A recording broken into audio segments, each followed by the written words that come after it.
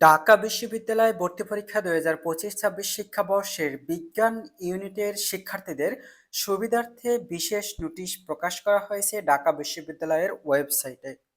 শিক্ষার্থী বন্ধুরা, যে নোটিশে বলা হয়েছে তথ্য যে আগামী ২৭শে ডিসেম্বর ঢাবি বিজ্ঞান ইউনিটের ভর্তি পরীক্ষার সুবিধার্থে বা শিক্ষার্থীদের সুবিধার্থে বিশেষ ব্যবস্থা গ্রহণ করা হয়েছে। যা বলা হয়েছে ঢাকার বাইরের যেসব শিক্ষার্থী বিজ্ঞান ইউনিটের পরীক্ষা কেন্দ্র পরিবর্তন করে ঢাকার স্থানান্তর করেছে, তাদের পরীক্ষায় অংশগ্রহণের সুবিধার্থে ইতিমধ্যেই মিরপুর ফার্মগেট এলাকায় ৩টি অতিরিক্ত কেন্দ্র ব্যবস্থা গ্রহণ করা হয়েছে। শুধুমাত্র অঞ্চল পরিবর্তন করা শিক্ষার্থীদের জন্য নূতন আসন বিন্যাস আগামী ২৫শে ডিসেম্বর বিকাল ৩টায় প্রকাশ করা হবে ওয়েবসাইটে। যে যার লগ ইন করে রোল নাম্বার লগ ইন করে যে যার আসন বিন্যাস দেখতে পারবে এবং অন্য সকল শিক্ষার্থীদের সিট প্ল্যান অপরিবর্তিত থাকবে। অর্থাৎ যে সকল শিক্ষার্থী কেন্দ্র পরিবর্তন করেছে সেই সকল শিক্ষার্থীদের আসন বিন্যাস পরিবর্তন করে নূতন যে কেন্দ্র দেওয়া হয়েছে সেটাই কিন্তু আসবে এবং যে সকল শিক্ষার্থী কেন্দ্র পরিবর্তন করেনি তাদের যে আসন বিন্যাস আগে যা ছিল সেটাই থাকবে। পরীক্ষার্থীদের পূর্বের প্রবেশপত্র বহাল থাকবে বিদায় নতুন করে প্রবেশপত্র ডাউনলোড করা বাধ্যতামূলক নয়, তবে যাদের অঞ্চল পরিবর্তন হয়েছে তারা পুনরায় প্রবেশপত্র ডাউনলোড করলে পরবর্তীতে পরীক্ষার অঞ্চল দেখতে পারবে। পরীক্ষার রোল সিরিয়াল নম্বর পূর্বেটাই বহাল থাকবে।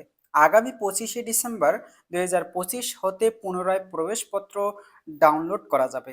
অর্থাৎ যে সকল শিক্ষার্থী কেন্দ্র পরিবর্তন করেছে অথবা যে সকল শিক্ষার্থী ঢাকা বিশ্ববিদ্যালয় বিজ্ঞান ইউনিটে প্রবেশপত্র ডাউনলোড করতে পারোনি।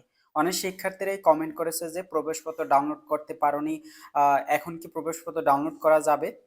যে সকল শিক্ষার্থী কেন্দ্র পরিবর্তন করেছো বা কেন্দ্র তোমার আসন বিন্যাস কোথায় নতুন করে যদি প্রবেশপত্র তোমার ডাউনলোড করা লাগে সেক্ষেত্রে তুমি ডাউনলোড করতে পারো।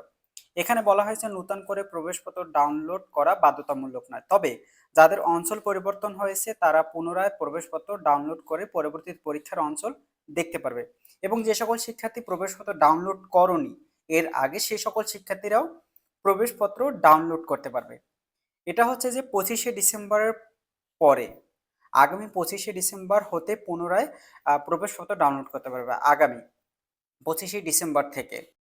এবার আসি যে সকল শিক্ষার্থীদের যে কেন্দ্র পরিবর্তন করনি এডমিট কার্ড ডাউনলোড করেছো এর আগে, সে সকল শিক্ষার্থীদের কোনো কিছু প্রয়োজন নেই, কোনো কিছু প্রসেস করার প্রয়োজন নেই যে তোমাদের নতুন করে অ্যাডমিট কার্ড ডাউনলোড করবে কিনা অথবা তোমাকে নতুন করে কি কেন্দ্র পরিবর্তন করতে হবে কিনা, এ সকল কোনো প্রসেস নেই। শুধুমাত্র যে সকল শিক্ষার্থীদের এমআইএসটি ভর্তি পরীক্ষায় অংশগ্রহণ করবে সেই সকল শিক্ষার্থীদের বেসিক্যালি যে তারা কেন্দ্র পরিবর্তন করেছে সেক্ষেত্রে তাদের এই প্রসেসটি তাদের জন্য খুবই গুরুত্বপূর্ণ এই তথ্যটি।